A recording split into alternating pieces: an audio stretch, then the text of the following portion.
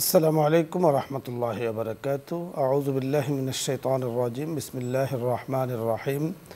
ইন্না আকরামাকুম ইনদাল্লাহি আতকাকুম। ওয়া ক্বালা an-নাবিয়্যু সাল্লাল্লাহু আলাইহি ওয়াসাল্লাম ইন্নাল্লাহা লা ইয়ানজুরু ইলা সুওয়ারিকুম ওয়ালাকিন ইয়ানজুরু ইলা কুলুবিকুম ওয়া আ'মালিকুম। আও কামা ক্বালা আলাইহিস সালাতু ওয়াসসালাম। সুপ্রিয় দর্শক মণ্ডলী, যে অবস্থান থেকে চোখ রেখেছেন নিউজ 24 এর লাইভ অনুষ্ঠান ইসলাম আমরাকে দেখার জন্য সকলকে ধন্যবাদ জানাচ্ছি, মোবারকবাদ জানাচ্ছি। আজকের এই সুন্দর আয়োজনে আপনাদের সকলকে আমন্ত্রণ জানিয়ে আল্লাহ পাকে শুকরিয়া আদায় করে আমরা শুরু করতে যাচ্ছি। আল্লাহ রাব্বি করিম মানুষের মান নির্ণয় করেছেন তাকওয়ার ভিত্তিতে। যেমন সূরাতুল হুজুরাতে উক্ত আয়াতে আল্লাহ তাআলা ঘোষণা দিয়েছেন যে তোমাদের মাঝে মানুষের সম্মান, মানুষের মর্যাদা তাকওয়ার ভিত্তিতে নির্ণয় হবে। এছাড়া মানুষের অধিকার আল্লাহ পাকের জমিনে সমান, সকলের অধিকার। আল্লাহ তাআলা কাউকে পূর্ণাঙ্গতা দিয়েছেন, সেটা আল্লাহ পাকের ইহসান। আল্লাহ তাআলা যদি কাউকে কোনো জায়গাতে ত্রুটি দিয়ে থাকেন, সেটা আল্লাহ তাআলা পরীক্ষা করে থাকেন। আল্লাহ পাকের পরীক্ষার মধ্যে যিনি সফলতা অর্জন করেন তিনি পরবর্তীতে বিশাল মহা পুরস্কারে ভূষিত হয়ে থাকেন ইহ এবং পরজগতে। তাই আজকে আমরা শারীরিক মানসিক প্রতিবন্ধীদের অধিকার নিয়ে আমরা কথা বলবো। কথা বলার জন্য যিনি আমাদের সাথে যোগ দিয়েছেন বিশিষ্ট ইসলামী চিন্তাবিদ, মিডিয়া আলোচক, সুবক্তা, লেখক ও গবেষক মুফতি রুহুল আমিন কাসিমি, মুহাদ্দিস, কাওলার, শামসুল উলুম মাদ্রাসা, ঢাকা। সাথে আছে আমজাদ হোসেন হেলালি।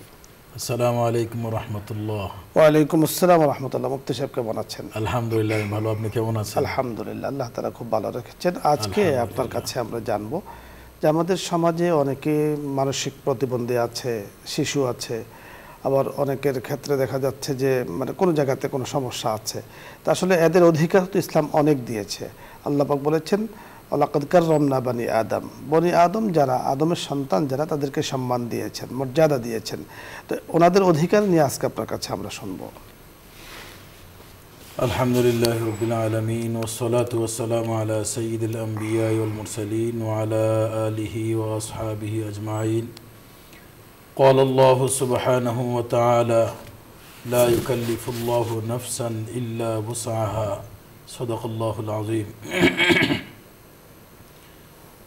আলহামদুলিল্লাহ, অত্যন্ত গুরুত্বপূর্ণ একটা বিষয়, যে বিষয়টা আমাদের সকলেরই জানা উচিত এবং এই বিষয়গুলো সামনে রেখে আমাদের করণীয় কি সেই বিষয়টাও জানা উচিত। যে আপনি যে আয়াতটুকু তেলাওয়াত করেছেন, ইন্না আকরামাকুম ইনদাল্লাহি আতকাকুম, পৃথিবীর মধ্যে আল্লাহ তাআলার কাছে প্রিয় মানুষ হলো তারা যারা আল্লাহকে ভয় করে, আল্লাহকে ভালোবাসে, আল্লাহর হুকুম নবীর তরিকায় চলে, তারাই হলো সবচাইতে দামি। কিন্তু আমরা পৃথিবীতে নিজেদেরকে ভিন্নভাবে আমরা দামি করি। কেউ পয়সাওয়ালা, কোটিপতি, ক্ষমতাওয়ালা, সুন্দর, সুস্থ, সবল, উঁচা লম্বা, নানাবিধ অবস্থায় আমরা ব্যাখ্যা করে থাকি যে সেই লোকটা সুখী, সেই লোকটা ভালো, সেই লোকটা দামি।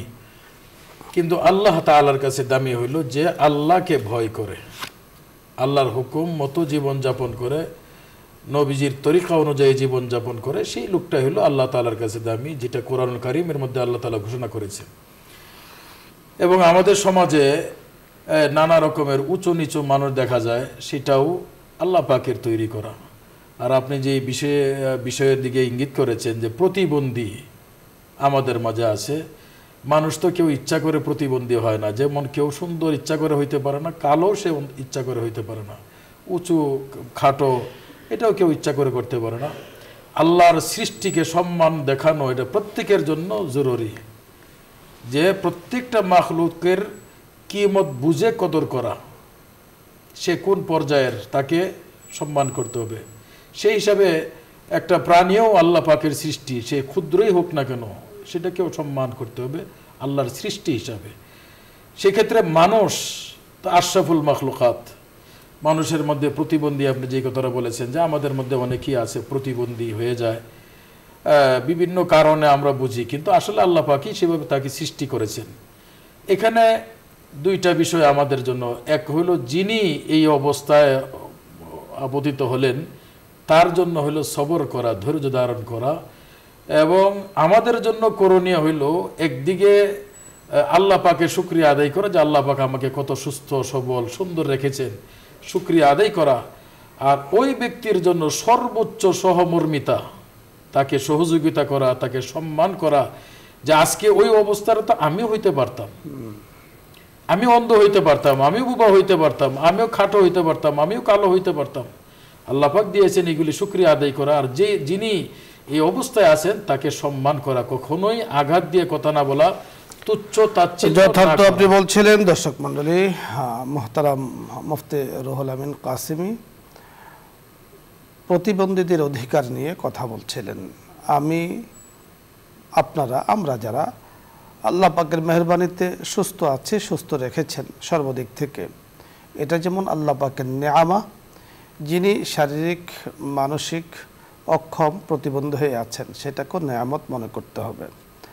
আল্লাহ রাব্বুল আলামিন কার অধিকার আল্লাহ তাআলা কিভাবে দেবেন সেটা আল্লাহ ভালো জানেন।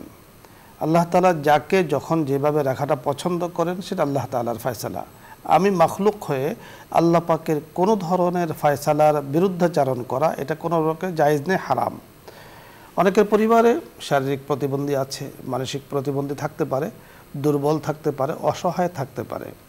বুখারী শরীফের মধ্যে ইমাম বুখারী রাহমাতুল্লাহি আলাইহি বলে একটি হাদিস উল্লেখ করেছেন, যাকে হাদিসে কুদসি বলা হয়, যে আল্লাহ তাআলা কাল কিয়ামতের ময়দানে এক ব্যক্তিকে ডাকবেন। উনি বলবেন যে আমি ক্ষুধার্ত ছিলাম, তুমি আমার জন্য খানার ব্যবস্থা করোনি। সে বলবে, আল্লাহ আপনি তো বেনিয়াস সত্তা, আপনার ক্ষুধার কোনো প্রয়োজন নেই। আল্লাহ তাআলা বলবেন, আমার অমুক বান্দা ক্ষুধার্ত ছিল, তাকে যদি তুমি খাবার দিতে সেখানে আমাকে পেয়ে যেতে। সুবহানাল্লাহ। ঠিক অনুরূপভাবে অসহায় অক্ষম যারা, দুর্বল যারা, তাদেরও প্রয়োজন আছে। আমার যেমন প্রয়োজন আছে তাদেরও প্রয়োজন আছে। আমি যেমন হাঁটি, জমিনে বিচরণ করি, আমার মতো সেও হাঁটতে চায়। আমি যেমন কথা বলি, আমার মতো তিনিও কথা বলতে চান। আমি যেমন আকাশে বিমানে উড়ি, তিনিও উঠতে চান। প্রতিবন্ধিতার কারণে, সমস্যার কারণে তিনি পারছেন না। এদিক থেকে তার মনে একটা বেদনা যাতনা আছেই। সেক্ষেত্রে সামাজিকভাবে যদি কোনোভাবে তাদেরকে বঞ্চনা, কোনোভাবে যদি তাদের সাথে দুর্বল, কোনোভাবে তাদেরকে অবজ্ঞা করার কোনো বিষয় তৈরি হয়, আরও বেশি কষ্ট পাবেন। আর আল্লাহ রাব্বুল কারীম মানবের মনে কষ্ট দেওয়াটাকে সাংঘাতিকভাবে অপছন্দ করেন, এবং এটা একেবারে হারাম একটি কাজ। ইজা এ মুসলিম হারাম আস্ত, মানুষের মনে কষ্ট দেওয়া হারাম। ঠিক অনুরূপভাবে যে পরিবারে আছে ওদের অধিকার কিন্তু যথাযথভাবে সমানভাবে বন্টন করা, ওদের অধিকার কোনোভাবে যাতে লঙ্ঘিত না হয়, বরং আল্লাহ রাব্বুল কারীম যে আপনাকে সন্তান দিয়েছেন, সে প্রতিবন্ধী হয়ে আছে, আল্লাহ পাকের নেয়ামতের শুকরিয়া আদায় করুন। রাসূল আকরাম সাল্লাল্লাহু আলাইহি সাল্লামের হাদিসে বলা হয়েছে যে কোনো ব্যক্তি দুনিয়াতে সামান্যতম কষ্ট করেছে কোনো ব্যাপারে, তো আল্লাহ তাআলা এর পুরস্কার তাকে দান করবেন। ইভেন একটা কাঁটা তার পায়ের মধ্যে বিদ্ধ হয়েছে, সে কষ্ট পেয়েছে, শব্দ বলেছে, তো এটাও আল্লাহ তাআলা তার প্রতিদান তাকে দান করবেন। শারীরিক মানসিক প্রতিবন্ধী যারা আছেন তারা নিঃসন্দেহে কষ্টে আছেন, আল্লাহ পাক তাদেরকেও পুরস্কার দিবেন। তাদের খেদমত, তাদের সেবা করতে গিয়ে যারা কষ্টে করছেন, মেহনত করছেন, অনেক সময় ধৈর্য হারা আমরা হয়ে যায়, আসলে উচিত নয়। আপনি যে কষ্ট করছেন এর পুরস্কার আল্লাহ রাব্বুল কারীম আপনাদেরকে দান করবেন। তারা অধিকারী যে পর্যায়ের আছে, তাকে যদি শিক্ষার কিছু গ্রহণ করতে পারে তাহলে তাকে শিক্ষার ব্যবস্থা করা, যদি সে নামাজ রোজা করতে পারে সেটাকে তাকে ব্যবস্থা করে দেয়া। কারণ ইসলামও তাদের জন্য সহজ বিধান প্রয়োগ করেছে। যিনি প্রতিবন্ধী অক্ষম তার জন্য কিন্তু বিধান একেবারে সহজ, কারণ আল্লাহ তাআলা কাউকে তার সক্ষমতার বাহিরে কোনো হুকুম তার উপরে আরোপিত করেন না। ইসলাম যেখানে তার জন্য সহজ বিধান করেছেন, ইসলাম তার প্রতি নমনীয়, আমাদেরও তাদের প্রতি নমনীয়, আমাদেরও তাদের প্রতি রাহাম, আমাদের প্রতি মায়া তাদের জন্য থাকা উচিত। রাসূল আকরাম সাল্লাল্লাহু আলাইহি ওয়াসাল্লাম বলেছেন, ইরহামু মান ফিল আরদি ইয়ারহামুকুম মান ফিস সামায়ে, জমিনে যারা বিচরণ করছে, বিশেষ করে দুর্বল, অসহায়, অক্ষম, প্রতিবন্ধী, তাদের উপরে দয়া করো, আল্লাহ পাক তোমাদের উপরে দয়া করবেন। আমরা আল্লাহ পাকের রহমত পেতে চাই। আল্লাহ তাআলা আমাদেরকে কথাগুলো বুঝার তৌফিক দান করুন। আলোচ্য বিষয় নিয়ে যদি আপনাদের কোনো কিছু জানার বুঝার থাকে আপনি প্রশ্ন করুন, অথবা ইসলামের কোনো মাসলা মাসাইল জানার প্রয়োজন হয় আপনি প্রশ্ন করতে পারেন, আমরা সাধ্য অনুযায়ী কথা বলার চেষ্টা করব। আসসালামু আলাইকুম ওয়া রাহমাতুল্লাহ। দর্শক নাম বলে পরিচয় দিয়ে প্রশ্ন করুন। ওয়ালাইকুম সালাম ওয়া রাহমাতুল্লাহি ওয়া বারাকাতুহু। হুজুর ভালো আছেন আপনি? জি আলহামদুলিল্লাহ, আল্লাহ তাআলা ভালো রেখেছেন। হুজুর, আমরা স্বাভাবিক এক দৃষ্টিতে একটা দেখতে পাই যে আল্লাহ রাসূলের প্রতি যাদের তাকওয়া বেশি, তারা এই সমাজে নিগৃহীত অবহেলিত, আর যারা আল্লাহ এবং আল্লাহ রাসূলকে তোয়াক্কা করে চলে, তাদের এই সমাজে আপনার এই সম্মান শৌকত মানে সমাজে নিয়ে আসা করে, এর প্রধান কারণ। আপনাকে ধন্যবাদ। আমরা কথা বলছি, আপনি শুনতে থাকুন। বুঝতে পেরেছেন প্রশ্নটি? আলহামদুলিল্লাহ। ভাই, আল্লাহ রাসূল ইরশাদ করেন, আদ-দুনিয়া সিজনুল মুমিনি ওয়া জান্নাতুল লিল কাফির। কাফেরদের জন্য দুনিয়া জান্নাত, আর মুমিনের জন্য হলো দুনিয়াটা জেলখানা। আর এই কষ্টের ভিতর দিয়ে আল্লাহ তাআলা ঈমানদারের ঈমানকে পরীক্ষা করেন যে সে কষ্টের ভিতরেও আল্লাহকে ডাকে কিনা। তো আল্লাহ তাআলা দুনিয়ার এই সময়টা পরীক্ষার জন্যই পাঠাইছেন। আল্লাহ তাআলা পরীক্ষা করেন ঈমানদারদেরকে। সে যদি এই অবস্থায় ধৈর্য ধারণ করতে পারে, আল্লাহ পাক বলেন ওয়াবাশশিরিস সাবিরিন, ধৈর্যশীলদের জন্য আখিরাতে তার সুসংবাদ রয়েছে।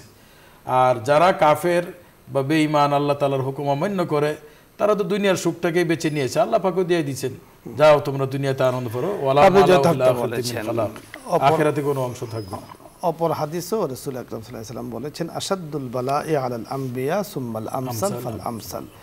সবচেয়ে বালা মুসিবত এসেছে যোগে যোগে আম্বিয়ায়ে কেরাম আলাইহিস সালাতু ওয়াস সালামের উপরে, এরপরে সাহাবাদের উপরে, এরপরে তাবেঈন আজমাইনদের উপরে।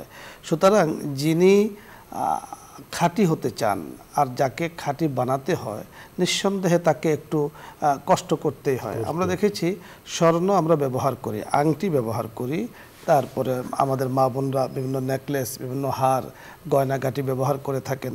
এটা কিন্তু স্বর্ণের চাকা থেকেই ব্যবহার করতে পারেন না, অনেক পোড়াতে হয়, অনেক কিছু করতে হয়, অনেক কিছু করার পরে সেটাকে ব্যবহারযোগ্য বানানো হয়। আল্লাহ রাব্বুল কারীম মুমিন বান্দাদেরকে বিভিন্নভাবে পরীক্ষা করে এবং তিনি বলেছেন, ওয়ালা নাবলুওয়ান্নাকুম মিনাল খাউফি ওয়াল জুই ওয়া নাকসিম মিনাস সামারাত ওয়া নাকসিম মিনাল আমওয়ালি ওয়াল আনফুসি ওয়াস সামারাত ওয়া বাশশিরিস সাবিরিন। যে মুমিনদেরকে আল্লাহ তাআলা পরীক্ষা করবেন, দিয়ে পরীক্ষা করবেন, নিয়ে পরীক্ষা করবেন, মাল দিয়ে পরীক্ষা করবেন, মাল নিয়ে পরীক্ষা করবেন, সন্তান দিয়ে পরীক্ষা করবেন, সন্তান না দিয়ে পরীক্ষা করবেন, সন্তান দিয়েছেন তো প্রতিবন্ধী দিয়েছেন, এই ধরনের বিভিন্নভাবে পরীক্ষা হতে পারে। হওয়ার পরে যখন তিনি সাবর, যখন তিনি গ্রহণ করেছেন, তার রাসূলের অপর হাদিসের মধ্যে আছে, এই বান্দা একটা পর্যায়ে এমন হবে যে নিষ্পাপ হয়ে আল্লাহর জমিনে সে বিচরণ করতে থাকবে। সুবহানাল্লাহ।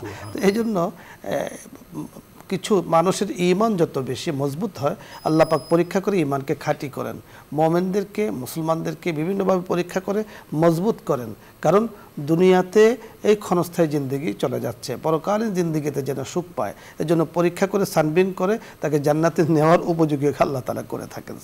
সুবহানাল্লাহ। পরবর্তী দর্শক জি, আসসালামু আলাইকুম ওয়া রাহমাতুল্লাহ। ওয়া আলাইকুম আসসালাম ওয়া রাহমাতুল্লাহ। আপনি প্রশ্ন করুন। আমি চট্টগ্রাম থেকে বলছিলাম, আখি আক্তার। জি বলুন। স্যার, আমার 3টা প্রশ্ন। হ্যাঁ, মানে মনে করেন আমি তো সবসময় অজু অবস্থায় থাকি, যদি শরীর নাপাক থাকে, যেমন প্রিয়র হয়, হ্যাঁ,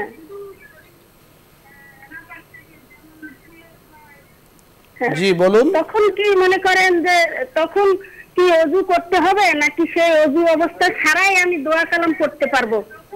জি ধন্যবাদ। দ্বিতীয় প্রশ্ন। আরেকটা প্রশ্ন হলো গিয়ে, দ্বিতীয় প্রশ্ন হলো যে স্বামী স্ত্রী যে ছাড়াছাড়ি হয়ে যায়, স্বামী বউকে তালাক দিয়ে দেয় বা বউ স্বামীকে ডিভোর্স দিয়ে দেয়, ওরা আবার একসাথে থাকে, তারপরে এটা কি ইসলাম সুন্নাহ সম্মত নাকি? জি ধন্যবাদ, আমরা বুঝতে পেরেছি। 3 নম্বর প্রশ্ন বলুন। সম্ভবত কানেকশন পাচ্ছেন না, ধন্যবাদ। দুটো প্রশ্ন খুব গুরুত্বপূর্ণ আপনি করেছেন। প্রথম যে প্রশ্নটি করেছেন যে উনি অজু অবস্থায় থাকেন সবসময়, বাট কখনো যদি অজু চলে যায়, সেক্ষেত্রে তো নাপাকে আসগর, ছোট নাপাকি যখন আছে, তখন তো অজু ছাড়াও দোয়া কালাম তিনি পড়তে পারবেন। আর বড় নাপাক যেগুলো দ্বারা গোসল ফরজ হয়, সেগুলোতে গোসল করে উনি কোরআন তেলাওয়াত করবেন। দোয়া কালাম তো এমনি দোয়া কালাম নয়, এমনি দোয়া পড়তে পারবেন দোয়া হিসাবে। আরেকটি প্রশ্ন আপনি করেছেন যে স্বামী স্ত্রীর যখন ছাড়াছাড়ি হয়ে যায়, তখন তো একে অপরের কাছে অপরিচিত হয়ে যায়, সেক্ষেত্রে একই ছাদের নিচে কি তাদের থাকার কোনো সুযোগ আছে? যখন তালাক হয়ে যাবে এবং সেখানে তালাক হয়ে যাওয়ার পরে সম্পর্ক তো একেবারেই শেষ হয়ে যায়, তাদের নিরাপত্তা না থাকলে সেখানে একত্রিত থাকাটা এটা উচিত না, মুনাসিব না। না, শরীয়তের বিধানাবলী মানতে হবে। আমরা শরীয়ত অনুযায়ী, যেহেতু আপনি তালাকের কথা বলেছেন, বিবাহটা হয়েছে শরীয়ত অনুযায়ী, তালাক হয়েছে শরীয়ত অনুযায়ী, সুতরাং তালাকের পরে আবার শরীয়ত মানতে হবে। যেমন বিবাহের আগে একটি ছেলে একটি মেয়ে পরস্পর অপরিচিত হয়ে যায়, দেখা সাক্ষাৎ তাদের মধ্যে বালেগ যখন হয়ে যায়, বালেগা হয়ে যায়, জায়েজ নেই। ঠিক অনুরূপভাবে তালাক যখন হয়ে যায় তাদের মধ্যে ওইরকম একে অপরের কাছে অপরিচিতের মতো হয়ে যায়। সুতরাং পর্দার 100% বিধান তাদেরকে মেনেই চলতে হবে, শরীয়তের 100% বিধান মেনেই চলতে হবে। কোনোভাবেই একই ছাদের নিচে অথবা আপনি যেমনটি বলেছেন একসাথে থাকার কোনো সুযোগ কিন্তু শরীয়তে নেই। ধন্যবাদ। যদি বাস্তবিক পক্ষে তালাক হয়ে থাকে এবং সেটা গৃহীত হয়ে থাকে। ধন্যবাদ। পরের দর্শক, জি আসসালামু আলাইকুম ওয়া রাহমাতুল্লাহ। হুজুর আসসালামু আলাইকুম ওয়া রাহমাতুল্লাহ। ওয়া আলাইকুম আসসালাম ওয়া রাহমাতুল্লাহ। হুজুর এই খায়তো এসে ফজর ও জোহরের পরে যে হাসাদের তিলাওয়াত করতে হয়, এটা কি পাইতো দিন আগে পড়বো নাকি পরে পড়বো? আসসালামু আলাইকুম। বুঝতে পেরেছেন? বুঝতে পারিনি। খুব একটা বোঝা যায়নি, আপনি আরেকবার প্রশ্ন করুন। পরের দর্শক, আসসালামু আলাইকুম ওয়া রাহমাতুল্লাহ।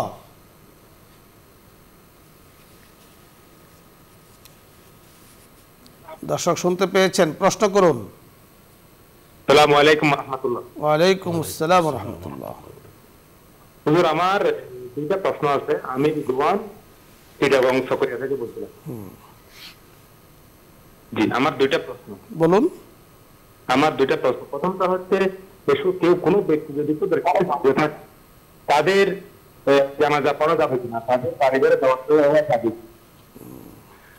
দ্বিতীয় নম্বর প্রশ্ন হচ্ছে আমার, কোনো ব্যক্তি যদি নিয়মিত নামাজ পড়ে শুধু শুক্রবারে জুমার নামাজ পড়ে তাদের জানাজায় অংশগ্রহণ করা যাবে কিনা? জি, আমরা বুঝতে পেরেছি, আপনি শুনতে থাকুন। খুবই ইম্পর্টেন্ট প্রশ্ন।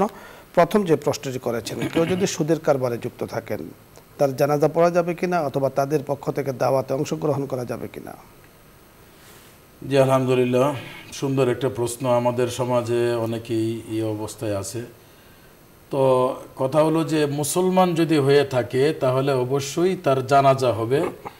তবে কবিরা গুনাহ যদি প্রকাশ্যভাবে হয়ে থাকে তাহলে ভালো আলেম যারা আছে তারা তার জানাজায় অংশগ্রহণ করবে না। বাকি সাধারণ মুসলমানদের জন্য তার জানাজায় অংশগ্রহণ করা, সেটা যেতে পারে, সে অংশগ্রহণ করবে।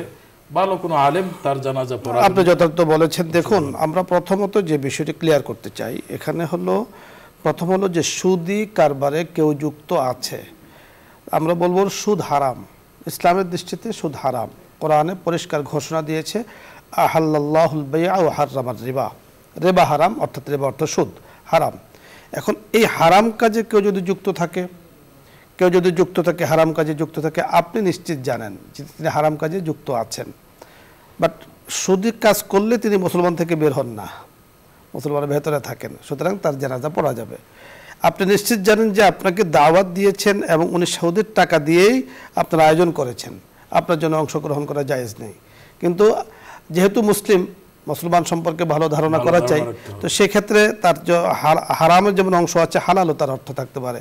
যেহেতু মানুষদেরকে খাওয়াবেন, হালাল থেকে খাওয়াবেন, আপনি সে নিয়ত করে তারা অংশগ্রহণ করতে পারেন। শুধু শুক্রবারে নামাজ পড়ে অন্যদিন নামাজ পড়ে না, তার জানাজা শরীক হওয়া যাবে কিনা? অবশ্যই জানাজা পড়তে হবে। মুসলিম হিসাবে মুসলমানের দায়িত্ব ইত্তেবাউল জানায়েজ, তার জানাজা শরীক হওয়া। তিনি যদি নিয়মিত নামাজ না পড়েন তাহলে শরীয়তে বলা হয় তাকে ফাসিকের জানাজা পড়া যাবে। আপনি জানাজা পড়বেন, জানাজা শরীক হবেন, তার হেদায়েতের জন্য আল্লাহ তাআলার কাছে, তার মাগফিরাতের জন্য আল্লাহর কাছে দোয়া করবেন। সে যেটা করেছে এটা তো কবরে গিয়ে যাওয়ার পরে সে পেয়ে যাবে। সুতরাং আমরা তার জন্য ভালোটাই কামনা করি। মহতারাম, আপনাকে ধন্যবাদ। দর্শক মণ্ডলী, আপনাদের সকলকেও ধন্যবাদ জানাচ্ছি আজকের এই সুন্দর আয়োজনে। আপনারা শরীক হয়েছেন, তবে আশা করব ইনশাআল্লাহ প্রতিদিন বিকেল 3টা 30 চোখ রাখবেন নিউজ 24 পর্দায়। এই আশাবাদ ব্যক্ত করে আজকের মতো বিদায় নিচ্ছি। আসসালামু আলাইকুম ওয়া রাহমাতুল্লাহি ওয়া বারাকাতুহু। দোয়া হবে, দরুদ ইস্তিগফার পাঠ করি। اللهم صل على سيدنا ونبينا وشفيعنا وحبيبنا مولانا محمد صلى الله عليه وعلى آله وأصحابه وبارك وسلم. أستغفر الله ربي من كل ذنب وأتوب إليه. لا حول ولا قوة إلا بالله العلي العظيم.